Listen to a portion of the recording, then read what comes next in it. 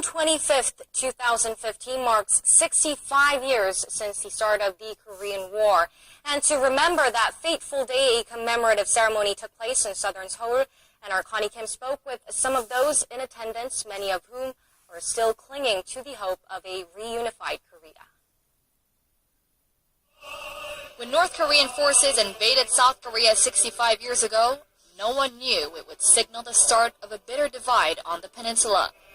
To pay tribute to the sacrifices of the war fallen, Korea's Ministry of Patriots and Veterans Affairs invited thousands of war veterans, diplomatic envoys from combatant nations, and citizens.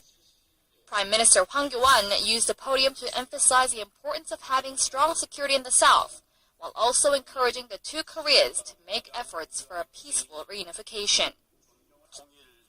Seoul is preparing for a reunified Korea by establishing a Unification Preparation Committee. I hope North Korea, as a responsible member of the international society, will walk the path towards co-prosperity. More than 6 decades may have passed since the war broke out, but for those who fought in the conflict, vivid memories of the war still linger in their minds. When we were marching towards the north, I walked with my eyes shut because I couldn't sleep for such a long time. I also remember not being able to take my shoes off for almost a week. 21 UN member nations fought in the Korean War, roughly 2 million military personnel deployed to South Korea during the conflict. We sent 85,000 troops to fight the war and lost 1,500. So it was a very meaningful event this morning to remember the veterans. As the world's only divided country, most veterans, diplomatic envoys, and citizens at the ceremony expressed their yearning to see a peaceful reunification and a new chapter in Korea's history. Connie Kim, Arirang-News.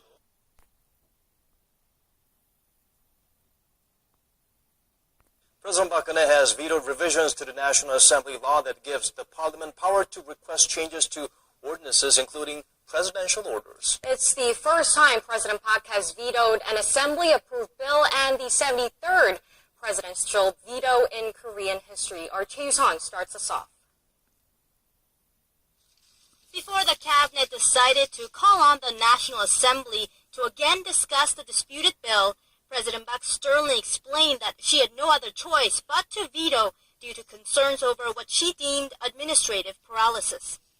She said giving the parliament power to request changes to ordinances infringes on the government's and the judicial branch's authority and therefore could be unconstitutional. 이 개정안은 국가 행정 체계와 사법 체계를 흔들 수 있는 주요한 사안으로 여야의 주고받기 시기나 충분한 검토 없이 서둘러서 진행할 사안이 아닙니다. The president said it's apparent the ruling and opposition political parties rushed the passage of the bill, citing that lawmakers are unclear about whether the request requires mandatory action by the government. She also took aim at the parliament for neglecting the people while prioritizing bills for political gain. President Park accused lawmakers of repeatedly blaming the government for not doing enough instead of passing bills aimed at revitalizing the economy and improving the people's livelihoods. In a rare move, the president targeted the ruling party floor leader, the chief negotiator for the bill and regular critic of her policies. Questioning the efforts of Yoo Seung-min in gaining parliamentary support for economic policies, President Park said politics is not something that can be used for one's political philosophy or logic. By exercising her veto power, the president has risked a head-on confrontation with the parliament and with both the rival political parties. Analysts say it was a practical move as she couldn't have allowed the parliament to meddle in her running of state affairs, especially as she comes close to the midpoint of her presidency. Choi Yu-sun, Arirang-News.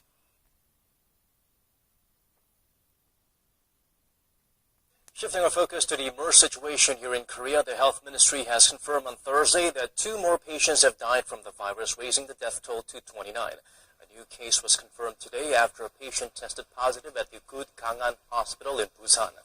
The victim reportedly caught the virus while sharing the same hospital room with a MERS patient who wasn't diagnosed with the disease at the time.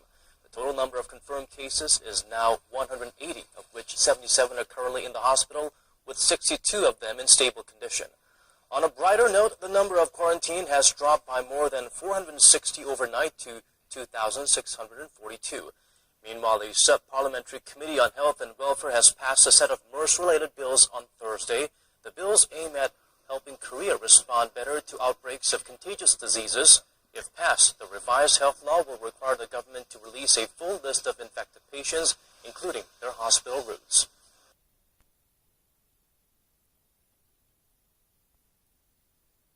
The Korean government plans to pump more than $13 billion into the Korean economy in hopes of keeping the country's growth in the 3% range. Our Shin Se-min gives us the details.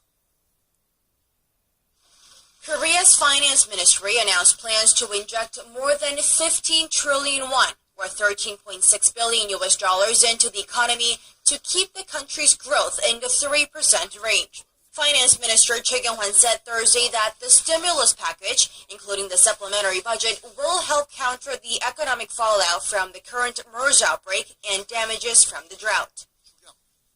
The government will mobilize all available financial resources, including the planned additional budget and other state funds, to spur the economy. The minister added that it was too early to confirm the exact size of the supplementary budget as the impact of the MERS outbreak is still being monitored. But some say even the extra budget may not be enough. Although the supplementary budget was a much-needed boost to our economy, usually only 60 to 70% of the budget is actually reflected. The Finance Ministry lowered its economic forecast to 3.1% this year, down from its previous projection of 3.8%.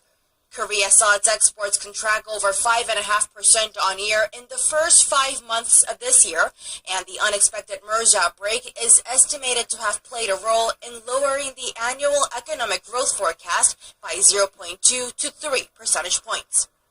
Government added that it will announce alternative measures by the end of next month on the country's key pending issues, including the staggering youth unemployment rate and the country's sliding exports.